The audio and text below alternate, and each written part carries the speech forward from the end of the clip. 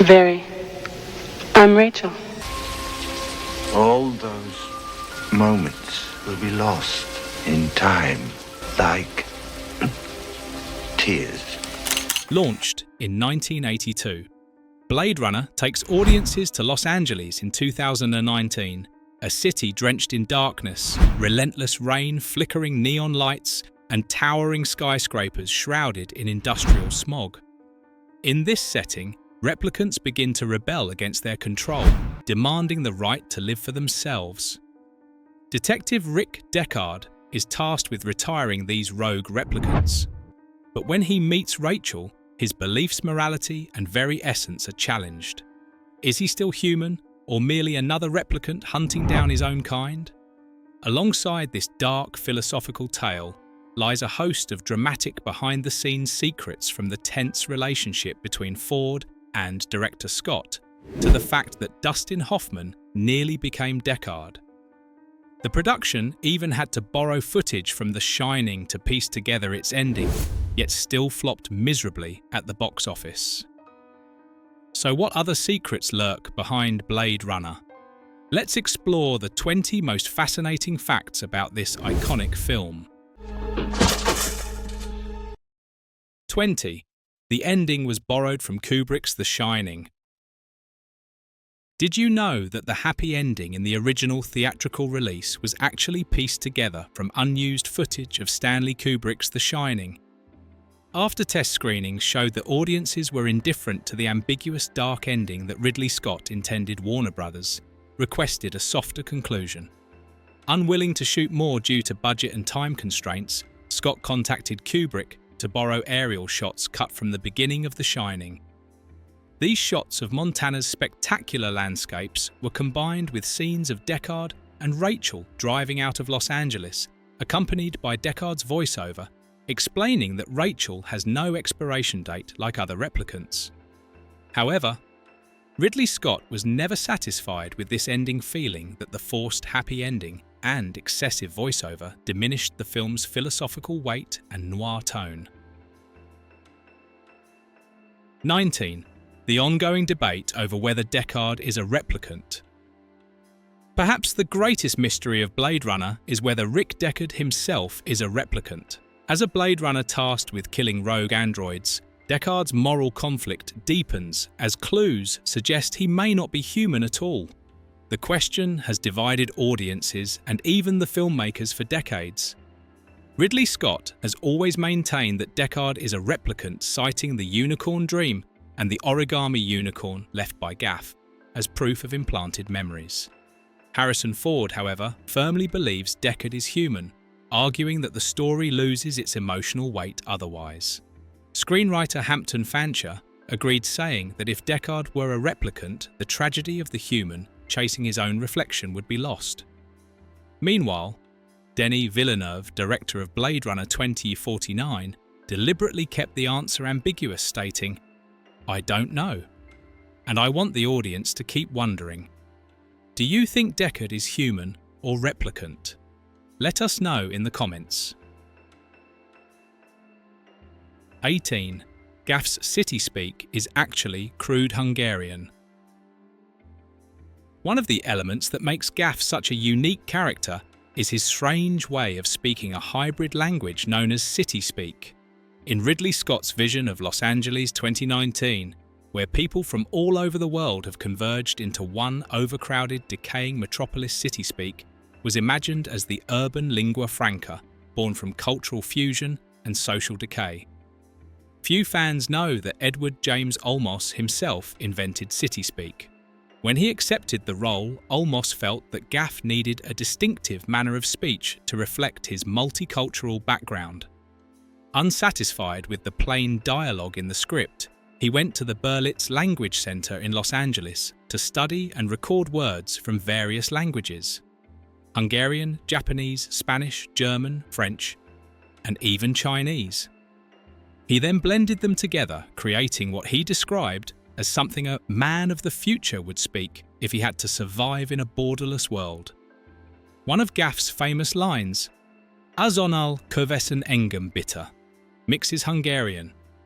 "Follow me immediately with German, please." Olmos even threw in some street slang like lofast, a crude Hungarian expletive roughly meaning bullshit. 17. Ford despised the bitter narration. Early test screenings in Denver and Dallas for the first cut of Blade Runner were disastrous. Audiences were confused and frustrated, unable to follow the story. Under pressure from Warner Brothers, Ridley Scott reluctantly agreed to a solution adding voiceover narration to explain Deckard's thoughts and actions. However, the strongest opponent of this idea was Harrison Ford himself. He believed the narration undermined the subtlety and ambiguity Scott intended. According to Ford, he was contractually obligated to record the lines despite not believing in them. The dialogue was hastily written, clunky, overly expository, and devoid of rhythm or emotion. Ford described the recording sessions as a nightmare and was deeply disappointed to see the film burdened with what he called an unnecessary user manual. Rumour has it that Ford deliberately read the lines in a flat, lifeless tone in hopes the studio would realise how bad it sounded and remove it, though he later denied intentionally sabotaging it. He admitted, however, that he did the best he could with an impossible piece of writing. Do you prefer the version with or without the narration? 16. Dr. Eldon Tyrrell's death scene cost $20,000. When Roy Batty confronts his creator, Dr. Eldon Tyrrell, and begs for more life, their meeting ends in a gruesome yet emotional climax. The crew originally built an incredibly detailed replica of actor Joe Turkel's head, costing around $20,000 for the scene in which Roy crushes Tyrrell's skull. However, Ridley Scott and Rutger Hauer decided against using it, finding the prop too stiff and unnatural for close-ups. Instead, the team opted for a simpler, more practical effect. Special effects. Artists ran thin tubes behind Turkel's ears so that when Hauer gripped his head, fake blood would spurt out in sync with his movements. The illusion relied entirely on camera angles, lighting, and the actors' performances, proving that minimal effects could achieve maximum impact. The result remains one of the film's most shocking and memorable moments. 15. A crew member was a snake handling expert. Joanna Cassidy, who played Zora Salome, was in fact an experienced snake handler. In the film, Zora is an exotic dancer and model who performs with a snake, and during her meeting with Deckard, she appears with a python draped around her neck. What many don't know is that the snake wasn't a movie prop, but Cassidy's real pet python named Darling. Because Darling was used to her, Cassidy appeared completely at ease during filming. However, she later recalled that Darling disliked the smoke and artificial fog on set, so she had to calm the snake gently between takes to keep it from panicking. Zora's death scene. Her desperate flight through the acid rain before being shot through a glass storefront remains one of the film's most striking moments. Yet in the 1982 version, audiences could clearly see that the person crashing through the glass wasn't Cassidy, but a stuntwoman. Years later, for Blade Runner. The final cut. Ridley Scott invited Cassidy back to reshoot portions of the sequence digitally, replacing the stuntwoman's face with Cassidy's own. The actress accepted with delight, joking, "I was thrilled to be called back, and even happier to find out I still fit into the costume." 14. The origin of the film's title. The title Blade Runner actually has nothing to do with Philip K. Dick's original novel, Do Androids Dream of Electric Sheep? Its roots trace back to Alan E. Nourse's 1974 novel The Blade Runner, which depicted a dystopian future where medical care was tightly controlled, forcing underground doctors to operate illegally. In that story, Blade Runners were smugglers of surgical tools, a far cry from Ridley Scott's futuristic detectives. In 1979, writer William S. Burroughs adapted Nourse's work into a screenplay titled Blade Runner: A Movie.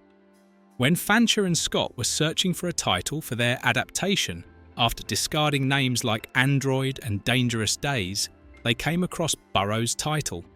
Scott loved its sharp, mysterious sound, believing it perfectly captured the danger and intrigue of a film about hunters in a neon-soaked city.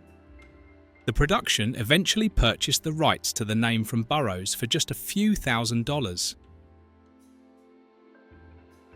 13. Tensions between Scott and the crew. Ridley Scott's relationship with his crew was notoriously strained.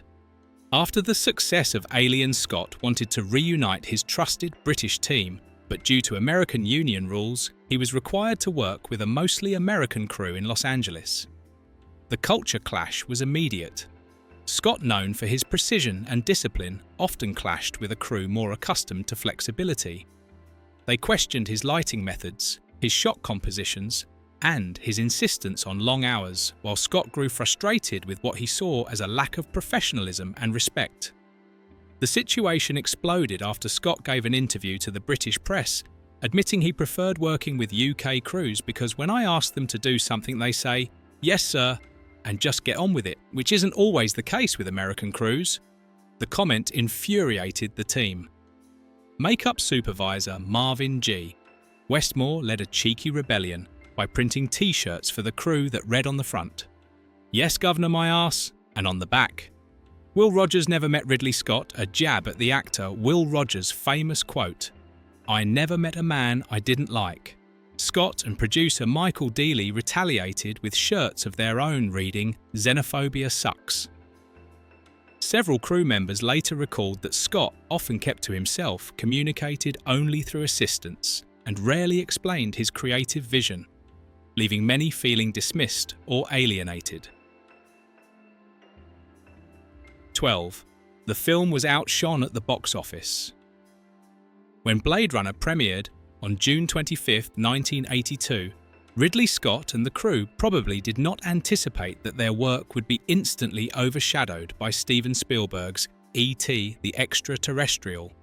While Blade Runner and John Carpenter's The Thing were released on the same day E.T. had premiered 2 weeks earlier and quickly became a global phenomenon. Spielberg's film captured audiences with warm emotions, faith in friendship, and childhood. Innocence, a stark contrast to Blade Runner's cold, dark, and pessimistic atmosphere. For several consecutive weeks, E.T. dominated the box office, leaving darker-toned films like Blade Runner and The Thing little chance to succeed. With a budget of approximately $28 million, Blade Runner earned just over $32 million in the North American market. While critics acknowledged its groundbreaking visual beauty and production design, many viewers at the time found the film slow, confusing, and lacking the easily accessible human emotion present in E.T. However, time has shown that commercial failure does not equate to artistic failure. When Blade Runner was re-released in director's cut and final cut versions, audiences and critics began to recognize it as a milestone in film history. Today, Blade Runner is not only considered one of the greatest science fiction films of all time, but also serves as an endless source of inspiration for generations of directors from Christopher Nolan to Denis Villeneuve. 11. Jorah's iconic clear raincoat. For both regular movie fans and hardcore cosplay enthusiasts, Jorah's image has become an unforgettable Blade Runner icon. What few know is that the legendary raincoat was added not for style, but to protect stunt performer Lee Pulford when she had to crash through glass during Jorah's shooting scene. The glass wasn't real, but it wasn't completely safe either. Originally, in Hampton Fancher's script, Jorah was supposed to die under a bus, a scene too dangerous and difficult to execute, so the crew had to find a safer yet dramatic alternative. That sequence became one of the most memorable action scenes in the film, but eagle-eyed fans may notice a mistake. The person running through the glass is not Joanna Cassidy. The reason is practical. Blade Runner was over budget and behind schedule, leaving no time to reshoot the scene with Cassidy.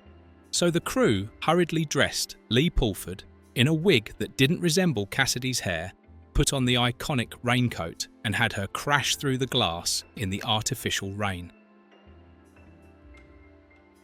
10. Harrison Ford kicked himself in the face. Did you know that Priss's famous kick to Deckard's face was not actually performed by Daryl Hannah? Instead, the fateful kick was delivered by Gary Combs, the film's stunt coordinator and Harrison Ford's stunt double. In other words, Deckard literally kicked himself. Ridley Scott, a perfectionist, was not satisfied with the kick Daryl Hannah performed, so he asked Combs to wear Priss's outfit and redo the scene.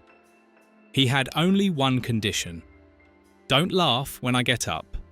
Of course, that promise did not last long. The story doesn't end there. While filming the scene of Priss tumbling through J.F. Sebastian's apartment, the crew initially hired a female gymnast to perform the dangerous flips. Ridley Scott's notorious habit of shooting multiple takes to achieve perfect angles led to the gymnast becoming nearly exhausted by midday, collapsing in the corner of the set. Gary Combs, the heart of the stunt team, had to urgently find a replacement, and the only option was a male gymnast. He was very strong and flexible, but short, muscular, and not resembling Daryl Hannah at all. 9. The film has no CGI.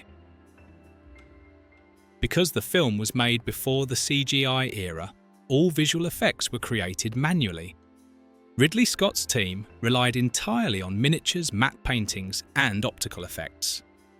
The wide shots of Los Angeles in 2019, with bright lights, smoke rain, and flying spinners, were achieved using layered models combined with fiber optic lighting to create the illusion of depth and scale. Each miniature building was individually lit, producing a vivid, imaginary nightscape without any computer assistance. However, this work was not easy. Blade Runner faced budget difficulties, and the crew had to make use of all available resources. Some models and props were reused or borrowed from other films.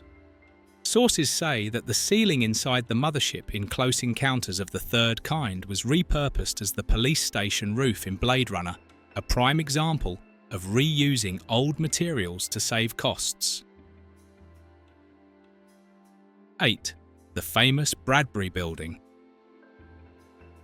With its Victorian architecture, glass roof, cage elevators, and black iron spiral staircase, the Bradbury Building possesses a beauty that is both classical and surreal. In the film, it serves as the apartment of engineer J.F. Sebastian, where tense dialogues and confrontations between humans and replicants occur. To create a gloomy atmosphere, the crew covered the walls with artificial mist and soft neon lighting, transforming the once bright space into a decayed, dreamlike apartment complex. Blade Runner was not the first film to feature the Bradbury Building. For decades, it had been a familiar star of film noir. Bradbury had appeared in films such as DOA 1950, M 1951, and Chinatown 1974, serving as a backdrop for chase or confrontation scenes under dim light filtering through iron railings. The building's fame continued into the 21st century. In The Artist 2011, it was used again as a location, proving the enduring vitality of this 130-year-old architectural landmark. 7. The Tears in Rain monologue was rewritten by Hauer in 30 minutes. The most astonishing fact is that the final version of the Tears in Rain speech wasn't written by the screenwriter, but by Rutger Hauer himself. In David Peoples' original script, Roy Batty's dialogue was lengthy and grandiose, feeling it was too poetic, too theatrical. Hauer trimmed it down the night before shooting, saying he took a knife to it, cutting away the excess and keeping only its purest imagery. Attack ships on fire off the shoulder of Orion, and sea beams glitter in the dark near the Tannhäuser Gate. After paring down the words, Hauer added one final line that became immortal. All those moments will be lost in time like tears in rain. He wanted Roy Batty in his dying moment to sound not like a machine, but like a man aware of the fragility of life. When he showed the changes to Ridley Scott the next morning, the director simply replied, "All right, let's do it." And in a single take, Hauer delivered one of cinema's most unforgettable monologues. The scene unfolds atop a rain-soaked rooftop moments after Roy saves Deckard from falling. The contrast between that act of mercy and Roy's inhuman nature makes the moment all the more haunting. Years later, when asked about it, Hauer simply said, "I didn't write it as an actor. I wrote it as a man about to die." Do you love this scene? Share your thoughts in the comments below. 6. Rachel's look was inspired by a classic Hollywood star. The character Rachel, played by Sean Young, appears with a cold, elegant and sophisticated beauty that mesmerizes audiences. In the film, she is the assistant to Eldon Tyrell, head of the Tyrell Corporation, which manufactures replicants. When Deckard performs the Voight-Kampff test, he discovers that she too is a replicant. Interestingly, Rachel's appearance was modelled after legendary Hollywood actress Joan Crawford, as envisioned by Ridley Scott and his design team. From the sharp eyeliner to the perfectly sculpted updo, Rachel embodies a blend of the mysterious 1940s femme fatale and the melancholic aura of a dystopian future. Ridley Scott once said, he wanted Sean Young to look as if she had just stepped out of Mildred Pierce. The role had initially been considered for several other actresses, including Barbara Hershey, Nina Axelrod, and even Grace Jones. But only Scott believed Sean Young possessed that fragile yet proud quality reminiscent of Vivien Leigh, perfectly fitting his vision of Rachel. After the film's release, Rachel quickly became an icon of modern noir beauty. However, behind the scenes, Sean Young's working relationship with Harrison Ford was not entirely smooth. In a later interview, Young revealed that during the scene where Deckard prevents Rachel from leaving the apartment, pushing her against the wall, her frightened and pained reaction was genuine, as Ford had accidentally hurt her. The scene had to be reshot several times, leaving Young both physically and emotionally shaken. Nonetheless, she recalled that Ford later tried to lighten the atmosphere with jokes helping her feel more at ease to complete the role. 5. Nobody liked the original Blade Runner book. Although Blade Runner is based on Philip K. Dick's 1968 novel Do Androids Dream of Electric Sheep, few of the filmmakers were particularly fond of it. Screenwriter Hampton Fancher admitted he wasn't a huge fan of the novel but saw in it a powerful cinematic premise. His early drafts envisioned a small dialogue-driven story centered on human-android relationships. The producers, however, wanted more action and scale, leading to creative conflicts. Eventually, David Peoples was brought in to rework the script, balancing Fancher's philosophical tone with greater cinematic dynamism. Tragically, Philip K. Dick never lived to see the film's release. He died in March 1982, just months before Blade Runner premiered. Before his death, he was shown a test reel of the film and expressed surprise and satisfaction at how faithfully Ridley Scott had realised his imagined world. He remarked that the rain-soaked, neon-lit city was exactly the world I saw in my head. Ironically, a film born from a book that its own makers didn't particularly love became Dick's most enduring legacy and a defining cornerstone of cinematic science fiction. 4. Rutger Hauer was cast as Roy Batty without an audition. Rutger Hauer was chosen for the role of Roy Batty, even though he had never met Ridley Scott in person. Scott had seen Hauer's Dutch films such as Turkish Delight, Katie Tipple and Soldier of Orange, and was immediately struck by the actor's powerful yet enigmatic screen presence. Without a traditional audition, Scott decided Hauer was the perfect embodiment of a being who was both intelligent and dangerous, yet capable of deep emotion. When they finally met, Hauer showed up in a wildly eccentric outfit, pink satin pants, a white sweater with a fox design, and oversized green sunglasses. Ridley Scott was reportedly horrified by his appearance. It was the complete opposite of the stoic philosophical rebel he'd imagined for Roy Batty. Yet within minutes of conversation, Hauer's confidence, wit and magnetic energy convinced Scott that he had made the right choice. Were you impressed by Hauer's performance in the film? Share your thoughts below. 3. Ford refused to wear a hat. After finishing Raiders of the Lost Ark, Harrison Ford carried a lingering frustration over the now iconic fedora of Indiana Jones. That image had become so tied to him that when he joined Blade Runner a year later, Ford was determined to shed the adventurous archaeologist persona audiences adored. Ridley Scott, a fan of classic film noir, initially wanted Deckard to wear a detective-style hat reminiscent of Humphrey Bogart in The Maltese Falcon. But Ford firmly opposed the idea. He wanted Deckard to look more modern, grounded and realistic. Just before filming began, Ford visited a barber and got a short contemporary haircut, one that made wearing any hat impossible. The decision forced Scott to abandon his original noir-inspired visual plan for the character. 2. Dustin Hoffman nearly played Deckard. Before Harrison Ford became the iconic face of Rick Deckard, the role was originally tailored for Dustin Hoffman. In the early stages of the project, director Ridley Scott and producer Michael Dealey spent months negotiating with Hoffman. However, the actor repeatedly proposed his own creative ideas for the character ideas that differed significantly from Scott's and screenwriter Hampton Fancher's vision. After multiple meetings without reaching an agreement, Hoffman decided to withdraw from the project, officially leaving the role due to creative differences. His departure occurred relatively late in pre-production, forcing the team to quickly find a replacement before shooting began. At that time, Harrison Ford had just completed Raiders of the Lost Ark 1981 and was at the peak of his fame. Ridley Scott, after viewing some of Ford's scenes in Raiders, was impressed by his tough, introspective demeanour and decided to offer him the role of Deckard. Although Ford initially hesitated, he eventually agreed after reading the script and being intrigued by the theme of humanity in a futuristic world.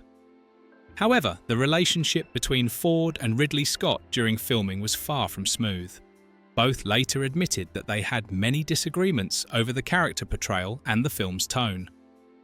Ford felt left out in a production heavily focused on design and atmosphere, while Scott believed that actors needed to trust the director's vision. Nevertheless, according to later interviews, both reconciled and expressed mutual respect. 1. There are 7 versions of the film. Interestingly, Blade Runner exists in 7 different cuts. The first, known as the work print, was screened in Denver and Dallas in 1982. It featured unfinished editing, minimal music, and notably no narration or happy ending. After disastrous test screenings, producers demanded revisions to make the film more accessible, resulting in the US theatrical version, which added Deckard's narration and a bright, optimistic ending, using leftover footage from Kubrick's The Shining. The international version contained slightly more violence, while the TV version was heavily censored for broadcast standards. By 1992, as the film had gained cult status, Ridley Scott released the director's cut, which removed the narration and happy ending, adding instead the iconic unicorn dream, implying Deckard might be a replicant himself. Finally, in 2007, Scott gained full creative control and produced the final cut, the only version he officially endorses. It restored scenes of violence from the international version, improved visual effects, fixed continuity errors such as Jorah's death scene, and delivered a definitive cinematic experience. The 20 behind-the-scenes facts about Blade Runner reveal a production filled with passion, conflict, and creativity. From clashes between Ridley Scott and the crew to surprising casting choices like Dustin Hoffman almost playing Deckard and Rutger Hauer. Writing the immortal Tears in Rain speech just 30 minutes before filming, every detail contributes to the film's legendary legacy. So what about you? Which fact fascinates you the most? Do you love Blade Runner for its neo-noir atmosphere, its haunting meditation on what it means to be human, or the lonely beauty of rain-soaked Los Angeles in 2019? Share your thoughts below. And if you enjoy stories like these, don't forget to subscribe for more behind-the-scenes film insights.